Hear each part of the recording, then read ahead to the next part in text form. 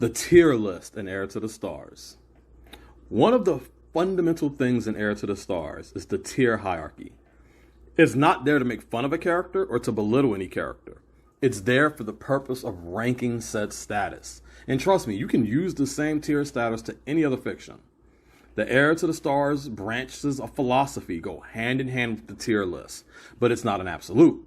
Someone on tier 8 could grasp the philosophy of cataphysics, or someone on tier 1 could simply want to use regular science, metaphysics, or above be damned.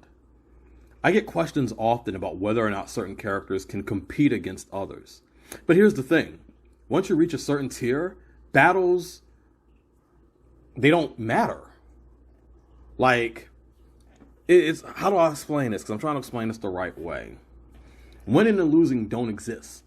Tier 1, Tier 0, and beyond tiers aren't in competition. But if you put anything less against them, it's not a fight. It's not a battle or a war. It's not a scenario of victory or defeat. It's not a scenario. The tier hierarchy list is a measurement in Heir to the Stars, but it can be compromised.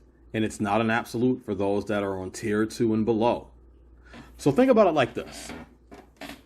Tier 8. Let's take tier 8. There's a bracket in tier 8, and I'm going to leave the link below. I want y'all to go look at it. So, because this is how my tier system works. You have at the bottom the low, you have the low middle, and then you have the high end of the lows. So there's 3 layers that describes the low tier. Then you got the middle tier.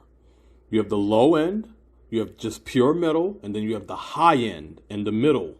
So that's the middle tier list. And then you have the highs. You got the low end, you have the middle, and then you have the high. And then you have top tier, which is by itself. All of that compromises tier 8. And as you see, there's 10 layers within it. Tier 8, and let me note, is not where the weakest characters are. Tier 8 is comprised of characters that might as well be considered fiction or don't exist. Because tier 7 is where I introduce the weak characters in Heir to the Stars. But that's another topic. Between each point, think of it like an endless basement stretching downwards with each layer below layer. And the point of it going downwards in between is because you're not supposed to step into the next tier. You're not supposed to step into the next layer. Getting from low to low middle is the equivalent of... The Suggsverse refers to a series of books written and published by Lionel Suggs, officially titled Heir to the Stars. Those who have heard of it may know it as a work that focuses excessively on the power levels to the point of surpassing omnipotence on multiple levels. And even that may be an understatement.